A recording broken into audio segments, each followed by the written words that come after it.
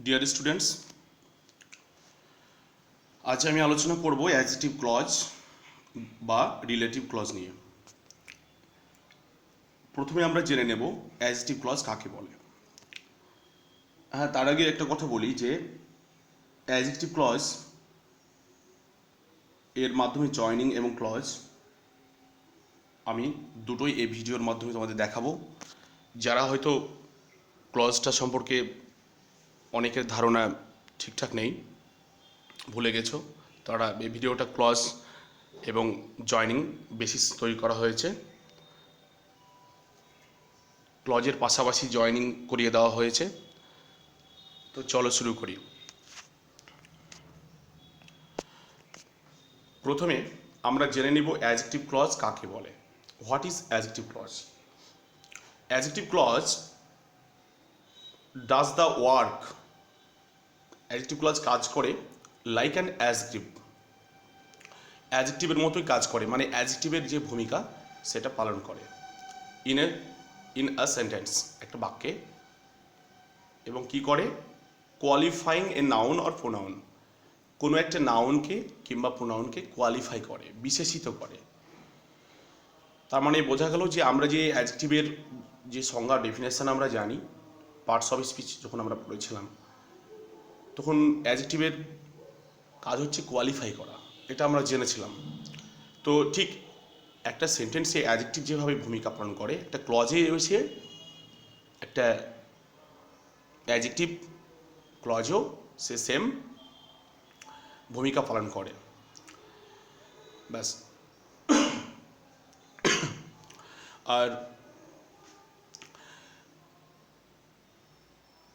Relative clause কাকে বলে? হ্যাঁ, তার আগে এক্সাম্পলটা দেখো, কয়েকটা আমি এক্সাম্পল দিয়েছি এখানে দুটো। নাম্বার 1 যেটা example, I have a pen which is red. এখানে হুইচ ইজ রেড এটা হচ্ছে adjective clause, which is red এটা হচ্ছে অ্যাডজেক্টিভ ক্লজ বা রিলেটিভ ক্লজ। আর এটা কেন অ্যাডজেক্টিভ ক্লজ, আমরা ডেফিনেশনটা যদি অ্যানালাইসিস করি তাহলে ক্লিয়ার হয়ে যাবে। অ্যাডজেক্টিভ ক্লজ কার কার কীরকম কাজ করে? লাইক অ্যান অ্যাডজেক্টিভের মতো আমরা ডেফিনেশনে দেখলাম।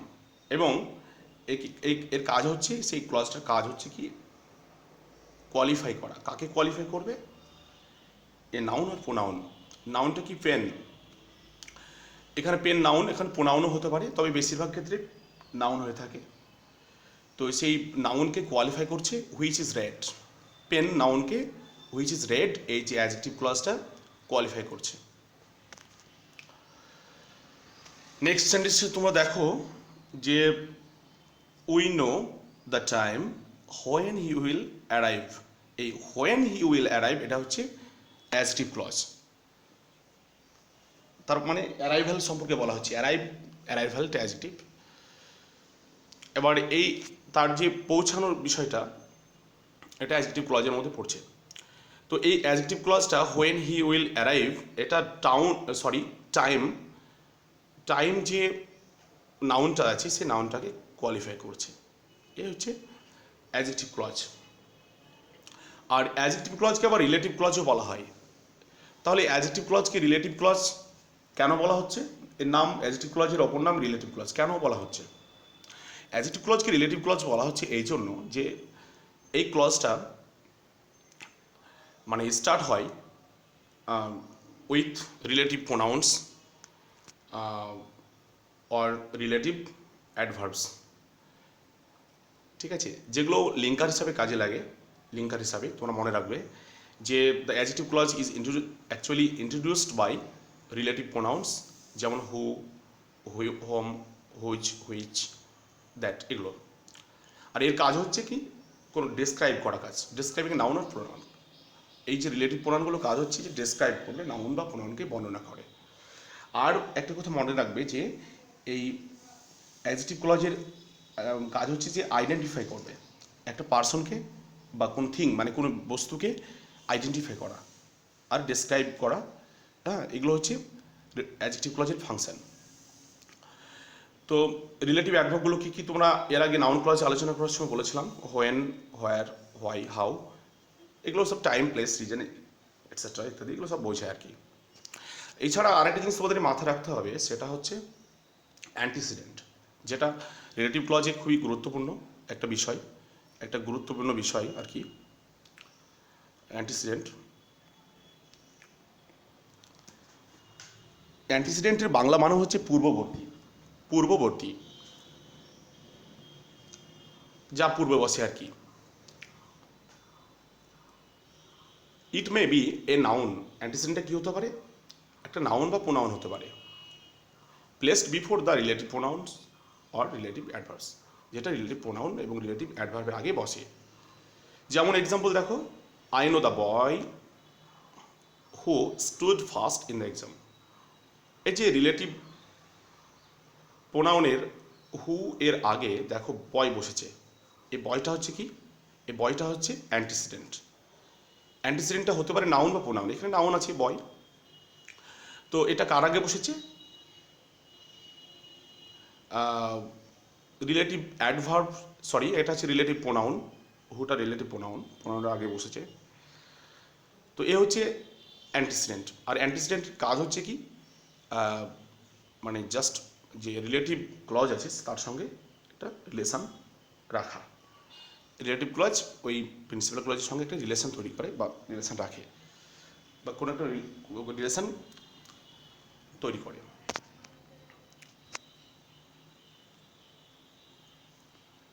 একটা জিনিস মনে রাখবে যে ইন দ্য অ্যাডজেক্টিভ ক্লজ ও রিলেটিভ ক্লজ অ্যাকচুয়ালি যে অ্যান্টিসিডেন্ট এটা কিন্তু নাউন বা প্রোনাউন হতে পারে, আগেই বলেছি মনে রাখবে, এবং কম্পালসরি যেটা ম্যান্ডেটরি আর কি, মাস্ট থাকতেই হবে। তো এবারে চলো আলোচনা করি ফাংশন নিয়ে।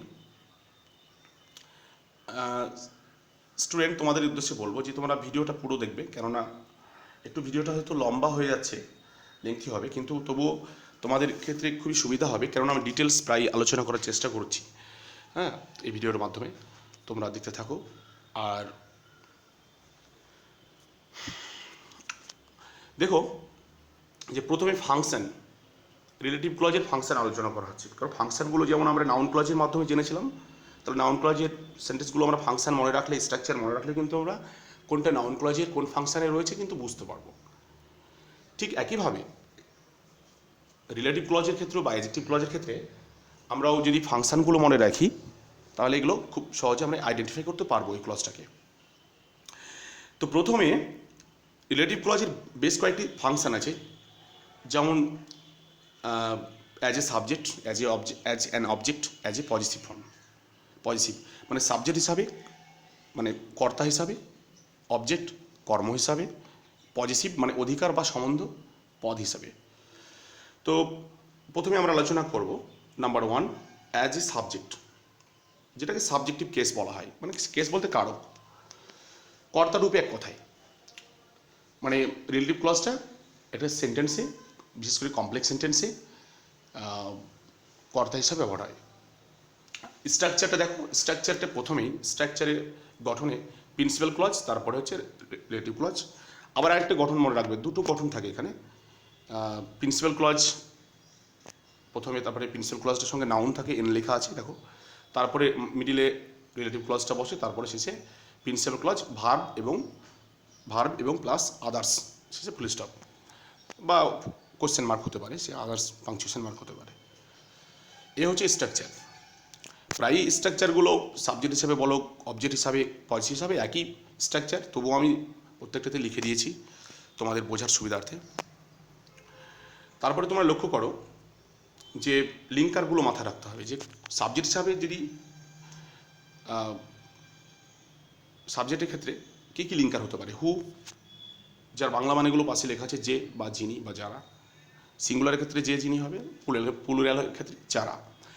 পার্সোনাল বা যেখানে ব্যক্তিবাচক, সেক্ষেত্রে হু বসবে যদি ব্যক্তি বোঝায়, অথবা লিভিং বা প্রাণীবাচক হুইচ, যেটি বা যেগুলি বাংলা মানে বোঝায়। এটা নন পার্সোনাল বা বস্তুবাচকের ক্ষেত্রে হবে, মানে নন লিভিংয়ের ক্ষেত্রে কথাই অপ্রাণীবাচক। তারপরে দ্যাট, এর বাংলা মানে যে, যেটি বা যেগুলি, এটা পার্সোনাল নন পার্সোনাল মানে উভয়বাচক, মানে লিভিং নন লিভিং উভয়ের ক্ষেত্রেই হয়ে থাকে। তারপর নেক্সট এক্সাম্পল দেখো, চলো এক্সাম্পলে উদাহরণ নিলে বিষয়টা আরও ক্লিয়ার হবে, কেননা আমরা নিয়মকানুন জানা পরে যতক্ষণ না এক্সাম্পল এর মাধ্যমে আমরা শিখবো প্র্যাকটিক্যালি, ততক্ষণ পর্যন্ত কিন্তু বিষয়টা আমাদের ফুল কনসেপ্ট বা ফুল মানে ক্লিয়ার হবে না আর কি। I met the boy who did it.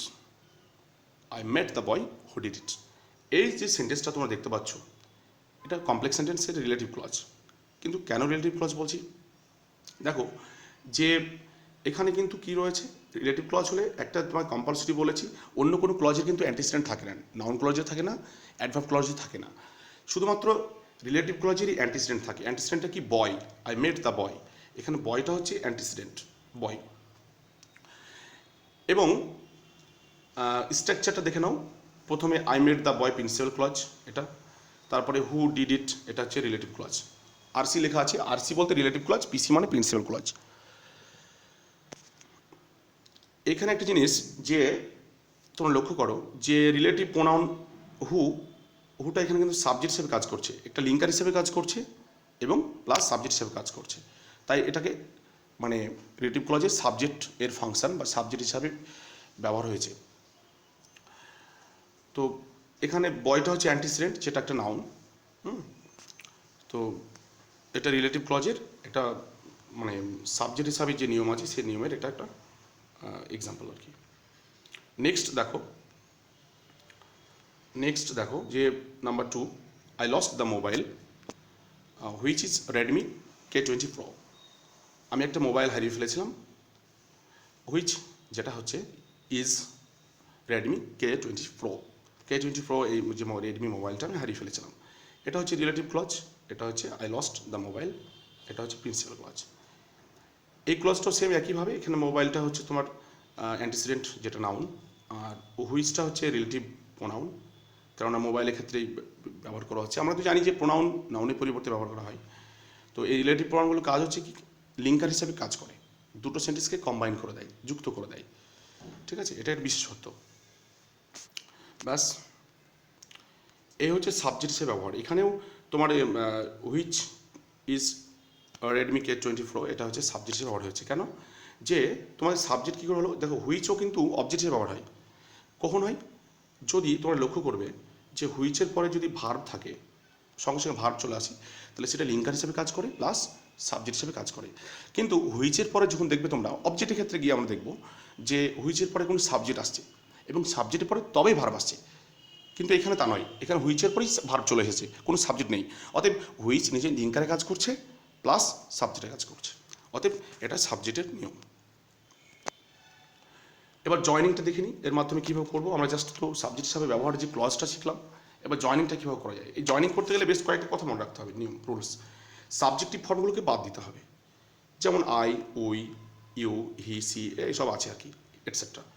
আর দেখতে হবে কি, 2 নম্বর, দুটি সেন্টেন্সের মধ্যে একই ধরনের যে ব্যক্তি মানে পার্সন, হ্যাঁ, বস্তু মানে নন লিভিং থিং যেগুলো, টাইম, প্লেস এটসেট্রা ইত্যাদি এরকমগুলো যেগুলো থাকলে সেগুলো আমরা চিহ্নিত করবো, কমন দুটো সেন্টেন্স যেটার সঙ্গে যেটা মিল আছে আর কি, মিল খুঁজে বের করবো, কমন ব্যাপারটা খুঁজে বের করবো, হ্যাঁ। এবং সেই অনুযায়ী তারপরে আমরা একটা লিঙ্কার বসিয়ে সেই লিঙ্কার দিয়ে সাবজেক্ট হিসাবে যে লিঙ্কারগুলো আমরা পাই, সে ব্যক্তির ক্ষেত্রে হু, বস্তুর ক্ষেত্রে হুইচ, হ্যাঁ, এইসব লিঙ্কারগুলো আমরা আর কি বসাবো। এবার কি করবো, সবসময় আমরা চেষ্টা করবো যে লিঙ্কারের আগে যে অ্যান্টিসিডেন্টটা থাকবে সেটা আমরা সবসময় নাউন বসানোর চেষ্টা করব। যদি না থাকে তখন সেক্ষেত্রে আমরা প্রোনাউন ব্যবহার করব, তবে বেশিরভাগ ক্ষেত্রেই নাউন পাওয়া যায়। তো চলো দেখি এক্সাম্পল তো দেখতে পাচ্ছ যে আই মেট দ্য ম্যান, আমি একটা লোকের সঙ্গে কী করেছিলাম, সাক্ষাৎ করলাম। হি কেম লেট, যে দেরিতে এসেছিল। এখানে দেখো ম্যানের সঙ্গে কিন্তু হি এর কী আছে, মিল আছে, যে ম্যান সে হি। তো এবারে একটা কাজ কী করবো, যেহেতু একটা ব্যক্তি বোঝাচ্ছে পার্সন, তাহলে পার্সনের ক্ষেত্রে আমরা কী পাবো, হু পাবো। দেখো হু দিয়ে কিন্তু এখানে জয়নিংটা করা হয়েছে, I met the man who came late, ঠিক আছে। এখানে ম্যানটা হচ্ছে অ্যান্টিসিডেন্ট, আর হু কেম লেট এটা রিলেটিভ ক্লজ, আর হুটা রিলেটিভ প্রোনাউন বা লিঙ্কার বলতে পারো, এবং সাবজেক্ট হিসাবে কাজ করছে, ঠিক আছে। আর সাজিয়েছি কীভাবে, যে আমি তো গঠন আগে তোমাদের বলেছি, একটা প্রিন্সিপাল ক্লজ প্রথমে, তারপর হচ্ছে রিলেটিভ ক্লজটা আছে। ব্যাস, সেম একইভাবে লক্ষ্য করো, দিস ইজ এ হাউস, এই যে এটা একটা বাড়ি, it is built by my grandpa, এটা আমার ঠাকুরদাদা তৈরি করেছে। তাহলে এখানে ইটের সঙ্গে হাউসের কিন্তু কি আছে, এটা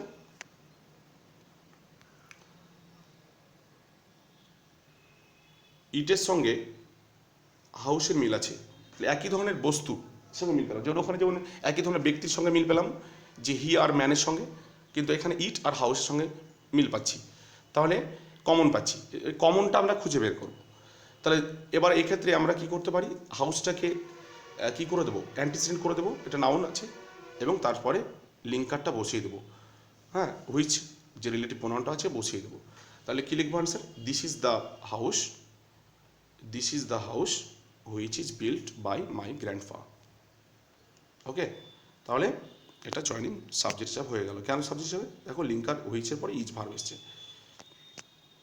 ব্যাস, এবার আমরা আলোচনা করব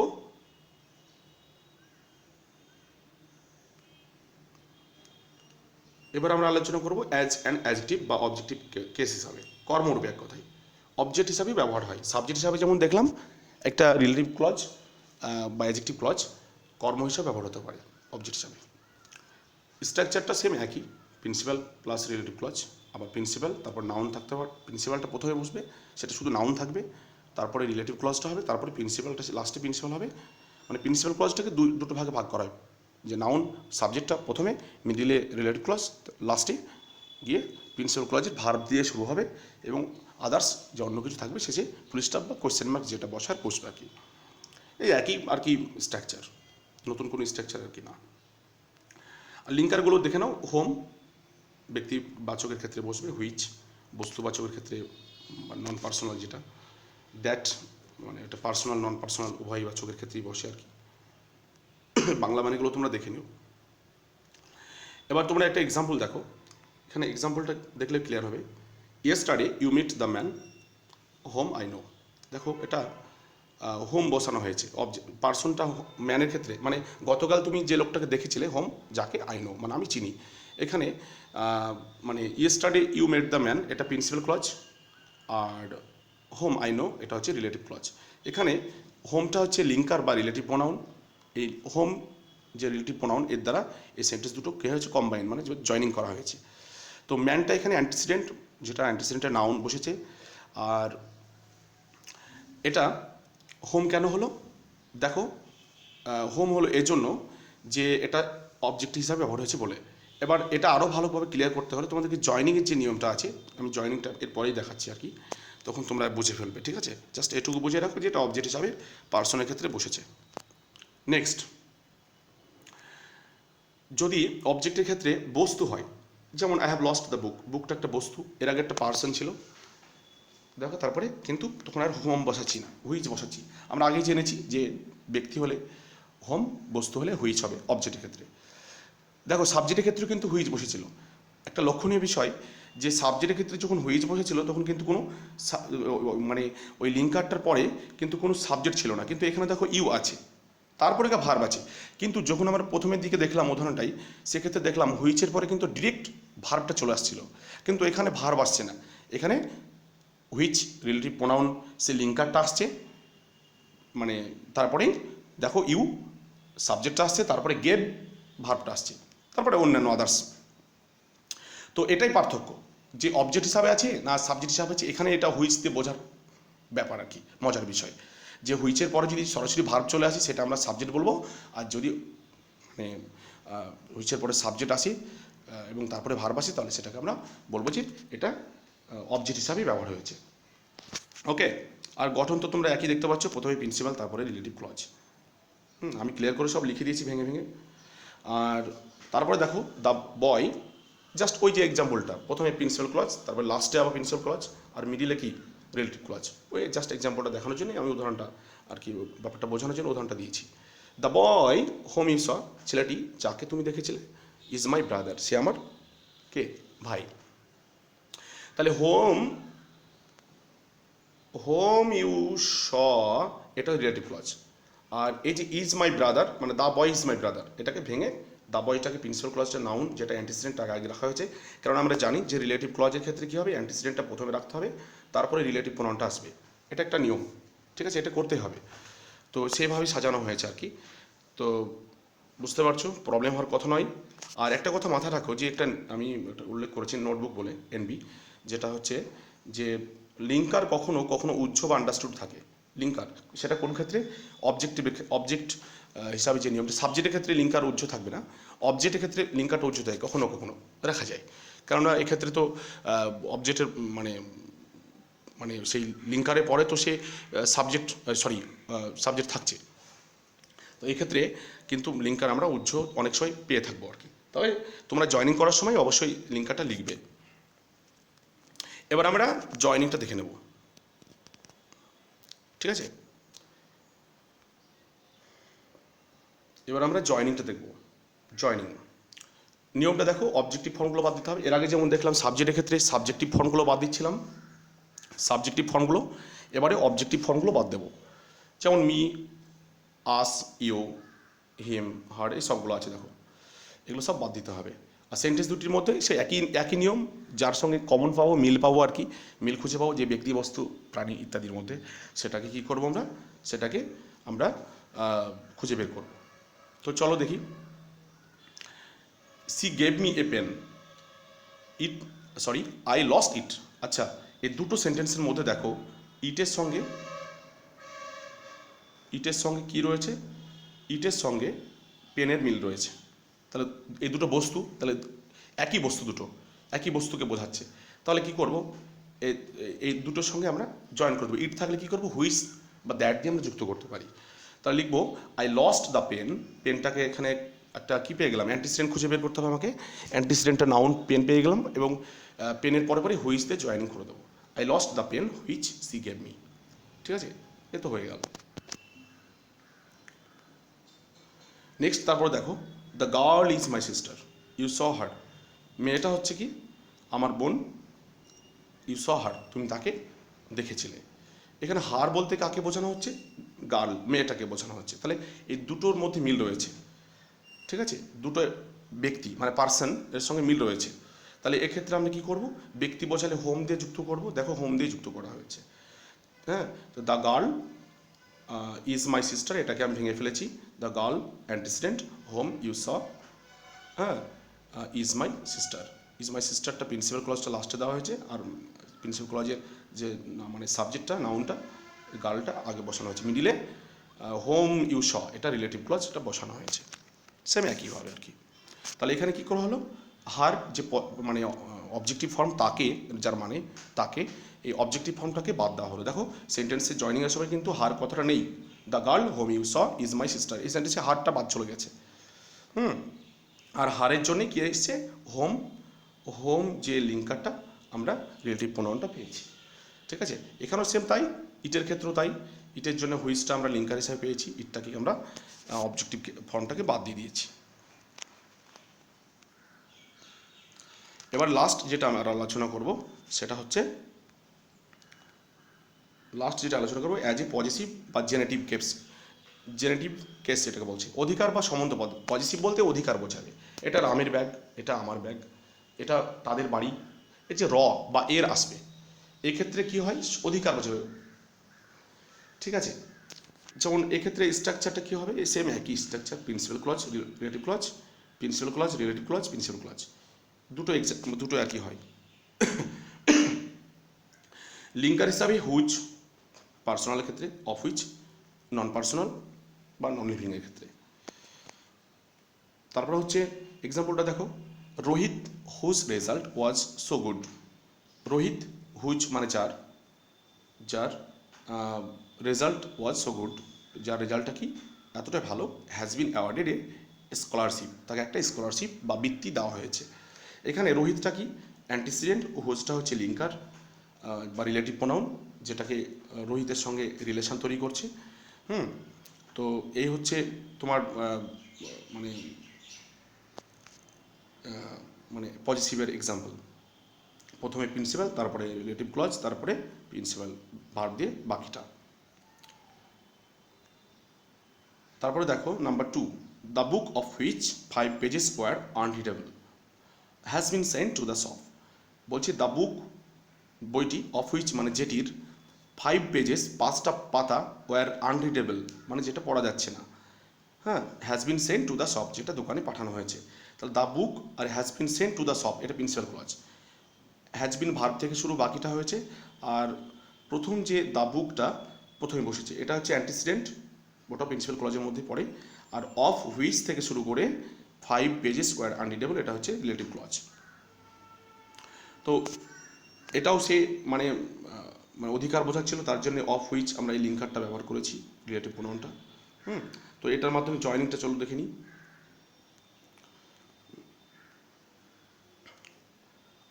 জয়নিংয়ে হচ্ছে, জয়নিং ক্ষেত্রে রুলসটা দেখো, যে পজিটিভ ফর্মগুলোকে বাদ দিতে হবে। যেমন এর আগে জয়নিংয়ের ক্ষেত্রে সাবজেক্টের ক্ষেত্রে সাবজেক্টিভ ফর্মগুলো বাদ দিলাম, তারপরে অবজেক্টের ক্ষেত্রে অবজেক্টিভ ফর্ম। এবারে পজিটিভ জয়নিং করার সময় পজিটিভ ফর্মগুলো বাদ দেবো আমরা। আর যে গঠন স্ট্রাকচার আছে যেগুলো তো আমরা জেনে নিলাম, সে অনুযায়ী আমরা সেগুলো জয়নিংয়ের সময় সেগুলো সেভাবে আমরা মানে সেগুলো রাখবো। তো দেখো পজিটিভ ফর্মগুলো কি একটু আমি লিখে দিয়েছি, my, your, sorry our, your, his, her, their, etc, its, etcetera ইত্যাদি। রহিমস, কামালস, রহিমের, কামালের। অফ যেটাকে বলছে, ও র বা এরও থাকতে পারে, ওর অফ থাকতেও পারে। আর 2 নম্বরটা হচ্ছে যে একই নিয়ম আগের মতোই, মানে কীরকম একই মতন, যে দুটো বিষয়ের মধ্যে সে ব্যক্তি, বস্তু, প্রাণী যা হবে তার মধ্যে একটা কমনভাবে একটা মিল খুঁজে বের করতে হবে, এবং সে অনুযায়ী বস্তু হলে বস্তুর মতো লিঙ্কার হবে, প্রাণী হলে প্রাণীবাচকের লিঙ্কার হবে। বস্তু হলে অফ হুইচ, আর প্রাণী বা ব্যক্তি বোঝালে সেক্ষেত্রে কী হবে, সেক্ষেত্রে হুজ বসবে।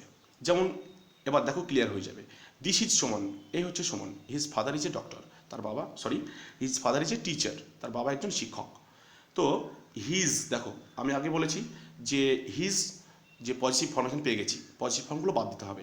আর পজিটিভ ফর্মের জন্য কী বসবে, ব্যক্তি হলে হুইচ, বস্তু হলে অফ হুইচ। তো এখানে দিস ইজ সুমন, এই হচ্ছে সুমন। হুজ, সুমনটা এখানে অ্যান্টিসিডেন্ট, হুজটা রিলেটিভ প্রোনাউন বা লিঙ্কার হিসেবে কাজ করছে। ফাদার ইজ এ টিচার, এই হচ্ছে সুমন, হুজ ফাদার, যার বাবা, ইজ আ টিচার, তার বাবা হচ্ছে একজন শিক্ষক। ব্যাস। নেক্সট দেখো, this is a table, it's one of the legs is broken, এ হচ্ছে একটা table, it's one of the legs, মানে পায়াগুলোর মধ্যে একটা পায়া কী হয়েছে, পায়া কী হয়েছে টেবিলের, ইজ ব্রোকেন মানে ভেঙে গেছে। তো এটা কি, এটা বস্তু, সেহেতু কী হবে, বস্তু হলে কী হবে, বস্তুটাকে আমরা কী করব, ইটস বলতে এই টেবিলটাকে বোঝাচ্ছে, টেবিলের সঙ্গে মিল রয়েছে, তাই দুটোর সঙ্গে মিল রয়েছে, তার মানে এক্ষেত্রে অফ হুইচ দিয়ে আমরা জয়নিংটা করব। তাহলে লিখবো দিস ইজ দ্য টেবিল, এই টেবিল থেকেটাকে দ্য টেবিল লিখে দিলাম, মানে যেহেতু ডেফিনেটলি বলছি, this is the table of which, মানে যেটির কী হয়েছে, অফ হুইচ লিখে দিলাম, টেবিলটা যেহেতু বস্তু তার জন্য, এটা হচ্ছে অ্যান্টিসিডেন্ট টেবিলটা, আর অফ হুইচটা রিলেটিভ প্রোনাউন, এবং অর্থাৎ লিঙ্কার, এটা লিঙ্ক করছে দুটো সেন্টেন্সকে। Of which one of the legs is broken, প্রথমটা হচ্ছে দিস ইজ দ্য টেবিল, প্রথমটা হচ্ছে প্রিন্সিপাল ক্লজ, আর of which one of the legs is broken relative clause. এ হলো রিলেটিভ ক্লজ সম্পর্কে আলোচনা, জয়নিং এবং ক্লজ সম্পর্কে। আশা করি তোমরা যদি ঠিকঠাক ভিডিওটা দেখো, আশা করি তোমাদের কোনো প্রবলেম হওয়ার কথা নয়, ঠিক আছে। তো প্রিয় শিক্ষার্থীরা, আর একটা জিনিস বলবো যে কম্প্যারিজনটা জেনে নিতে হবে তোমাদেরকে, তুলনাটা। নাউন ক্লজ এবং রিলেটিভ ক্লজ আমরা আলোচনা করলাম, তো এর মধ্যে মানে ডিফারেন্সিয়েট কীভাবে করবো, আলাদা করবো কী করে, পার্থক্যটা কী? এখানে পার্থক্য হচ্ছে অ্যান্টিসিডেন্ট কত, যেটা দেখো লিঙ্কারের আগে, মানে রিলেটিভ প্রোনাউন বলো বা রিলেটিভ অ্যাডভার্ব বলো, তার আগে কিন্তু বসছে। যেমন I know when he will arrive, এখানে দেখো হোয়েনের আগে কিন্তু কোনো, আর পরে বাক্যটা দেখো I know the time when he will arrive, দুটো সেন্টেন্স দেখলে তোমার ব্যাপারটা ক্লিয়ার হয়ে যাবে। দেখো হোয়েন হি উইল অ্যারাইভ, দুটো সেন্টেন্স প্রায় এক, কিন্তু জাস্ট টাইম কথাটা কী রয়েছে এখানে, জাস্ট কী রয়েছে এখানে জাস্ট টাইম কথাটা রয়েছে, কিন্তু ওপরের সেন্টেন্সে কিন্তু টাইম কথাটা নেই, পুরো একই রয়েছে। তার মানে টাইমটা এখানে অ্যান্টিসিডেন্ট, টাইমের পরে লিঙ্কারটা এসছে, লিঙ্কারটা রিলেটিভ অ্যাডভার্ব, হোয়েনটা হচ্ছে অ্যাডভার্ব। আর আগের বাকি উদাহরণগুলো আমরা রিলেটিভ প্রোনাউন দিয়ে দেখলাম, পরবর্তীতে আমরা অ্যাডভার্ব দিয়ে মানে প্র্যাকটিস করব। তো অ্যাডভার্বের তেমন কোনো মানে কঠিন নিয়ম নয়, প্রোনাউনগুলো একটু দেখে নেওয়ার ভালো করে বোঝার আছে, কেননা বিভিন্ন ক্ষেত্রে বিভিন্ন রকম প্রোনাউন হয়। আর রিলেটিভ অ্যাডভার্বগুলো অবজেক্ট সাবজেক্ট, এর ক্ষেত্রে কোনো ব্যাপার নেই। I know the time when he will arrive, দেখো এখানে অ্যান্টিসিডেন্ট কত পার্থক্য রয়েছে, হ্যাঁ, বাকি ক্ষেত্রে কিছু নেই। যেখানে দেখবো যে অ্যান্টিসিডেন্ট আছে লিঙ্কার আগে, তাহলে সেটাকে আমরা রিলেটিভ ক্লজ বলবো। আর যদি অ্যান্টিসিডেন্ট না থাকে লিঙ্কার আগে, দেখো এখানে অ্যান্টিসিডেন্ট নেই, এখানে নেই, হ্যাঁ, তাহলে সেক্ষেত্রে আমরা সেটাকে কী বলবো, সেটাকে আমরা নাউন ক্লজ বলবো। এটাই পার্থক্য। হ্যাঁ, এটা মানে নাউন ক্লজ এবং রিলেটিভ ক্লজ এর ক্ষেত্রে ডিফারেন্সিয়েট করার ক্ষেত্রে এটা একটা সবচেয়ে সহজ একটা নিয়ম আর কি। তো ঠিক আছে স্টুডেন্টস, সকলে ভালো থেকো, আজকে এ পর্যন্তই। নেক্সট আবার আমরা অন্য ক্লাসে আবার কথা হবে। Thank you.